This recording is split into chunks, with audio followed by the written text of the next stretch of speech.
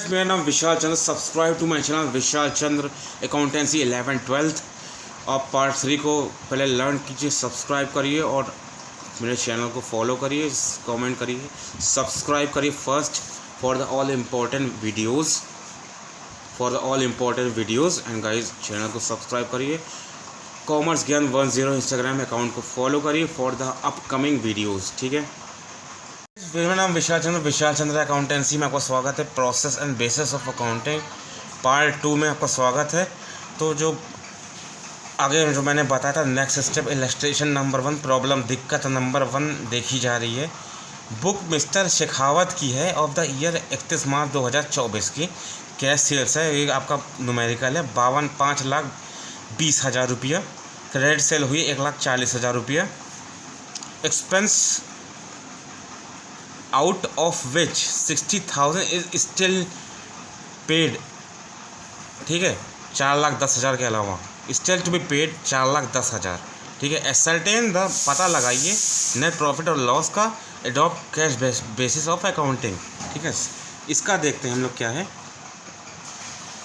इसका हम लोग देखते हैं क्या है। Just a second.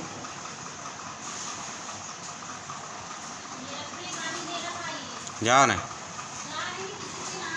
Cash sales 5,20,000 रुपया।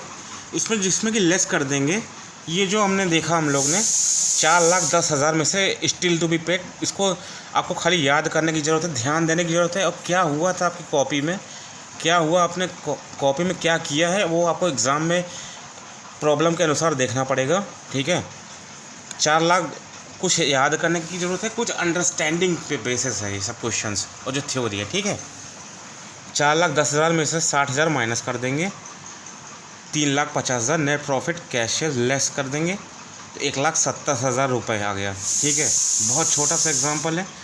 ठीक है, क्रेडिट सेल्स जो है outstanding expense are not to be consider under cash basis of accounting. Credit sales आगे पता चल जाएगा अभी। क्रेडिट सेल्स और आउटस्टैंडिंग एक्सपेंस जो है उसको नहीं कंसिडर करेंगे under cash basis of accounting. जो पूरा कैश पे करेंगे, उधारी कोई नहीं, आउटस्टैंडिंग और उधारी कुछ नहीं होगा इसमें, इस न्यूमेरिकल में। क्वेश्चन यही है। अरे जा रहे हैं यार। एक्रूअल बेसिस पे देखते हैं क्या है। Under the basis of income are recorded when they are earn. तो आगे के सवाल में पता चल जाएगा। ये दूसरा accrual basis of accounting. Under this basis income are recorded when the, sorry for the interruption previously, incomes are recorded when they are earn accrued in respective of whether in cash is received or not। इसमें cash receive हुआ चाहे नहीं। Sales made in credit will be, मतलब उधारी पैसा sales में हुआ है, will be in total sales of period. Similarly expense are recorded when they are incurred। ठीक है, एक्सपेंस रिकॉर्ड किया जाएगा, खर्चा आपका बिकम ड्यू और नॉट, चाहे हुआ हो चाहे ना हो। Cash is paid for them. ठीक है, रेंट कैश पे किया गया है उस पर। Rent due to landlord but not paid will be treated as expense. मतलब कि आपका उधारी, लैंड लॉर्ड मतलब वो हो गया आपका मकान मालिक, उसको रेंट आपका देने का टाइम आ गया पर आपने उसको दिया नहीं, पर वो भी खर्चे के तौर पे दिया जाएगा। तो इस पे whether it is paid hence accrual basis profit loss account in particular period result of matching of revenue earn expense incurred during the period. ठीक है, अब इस पे आते हैं हम लोग। जैसे कि मैंने आपके प्रीवियस क्वेश्चन में बताया था, जस्ट अ मिनट या मिस्टर शेखावत जी हैं। देख लीजिए प्रॉब्लम क्या है। यहाँ पे कैश सेल्स हुआ है 5,20,000 पे, क्रेडिट सेल हुआ 1,40,000, expense out of which 60,000 still to be paid 4,10,000। तो इसमें क्या हम लोग किए हैं, जस्ट अ मिनट। तो टोटल सेल 5,20,000 रुपये है। कैश सेल्स हम लोग की 1,40,000 रुपये है। सीधी सी बात है, परफॉर्मर में दिया हुआ है और इसको हम लोग जोड़ लिए, क्रेडिट सेल्स हो गया। ठीक है, टोटल सेल्स मतलब 5,20,000 रुपये। कैश सेल्स तो जो क्रेडिट सेल्स है उसको जोड़ लिया हम लोगों ने, और टोटल एक्सपेंस 4,10,000 रुपये माइनस कर दिया।